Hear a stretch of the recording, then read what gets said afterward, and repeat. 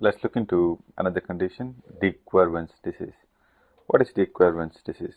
It's a tenosynovial inflammation of the first extensor compartment, which encases tendons abductor pollicis longus and extensor pollicis brevis. It's common in females between the age group of 40 to 50, and it's common in people who play racket sports. So what is the etiology of developing DeQuervain disease? Why people develop? In most of the cases, it's idiopathic. In some patients, there may be a history of playing racket sports. For example, it's called overuse syndrome.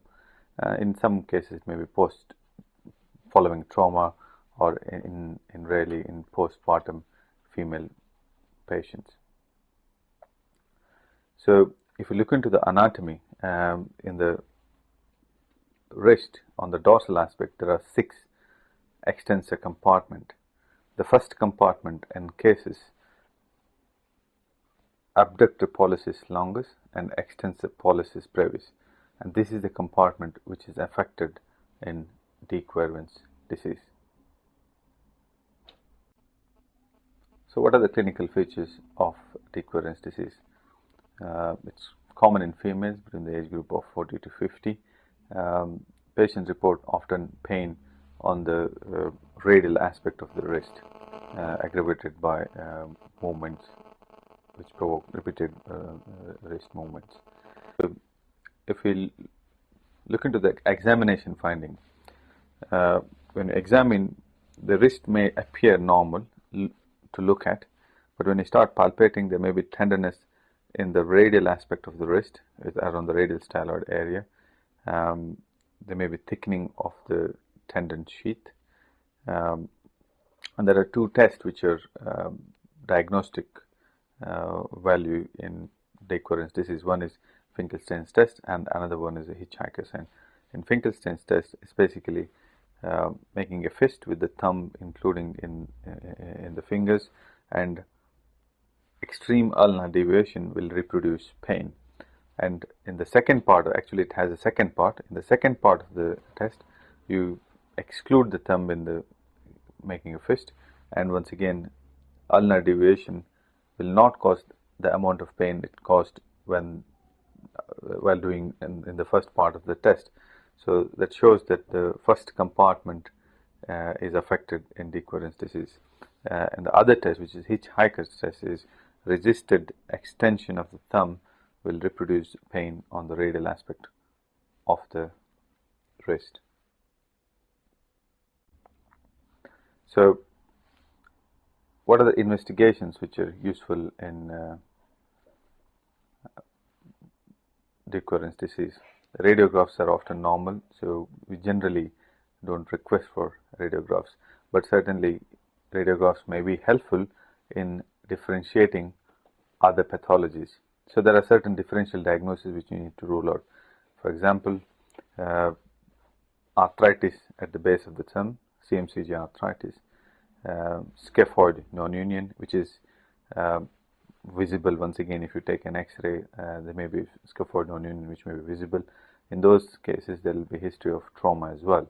And the other diagnosis which we need to rule out is the intersection syndrome, where the pain is slightly located proximal to the radial styloid. So let's look into the treatment of DeQuervain disease. In majority of the cases, non-operative treatment is the mainstay treatment modality. So the conservative measures involve rest, anti-inflammatory medication, physiotherapy, and ultrasound guided injection. Physiotherapy just to stretch the tendons, and ultrasound guided injection will involve injecting steroid into the first extensor compartment. In failed conservative measures patients, rarely operative intervention is required. That will involve release of the first extensor compartment. So operative treatment is not out with complications, and the complications of operative treatment include damage to the dorsal sensory branch of the radial nerve, and sometimes the neuroma may form. if we fail to release adequately, there is a possibility of recurrence of symptoms. Rarely, complex regional pain syndrome can develop following surgery.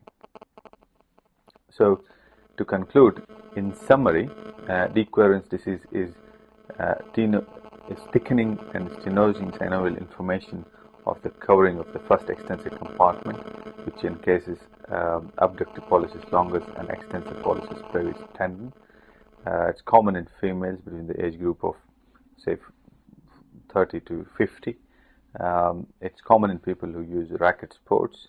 Pain is mainly located on the radial aspect of the wrist with positive Finkelstein's test and Hitchhiker's sign. Radiographs are often normal.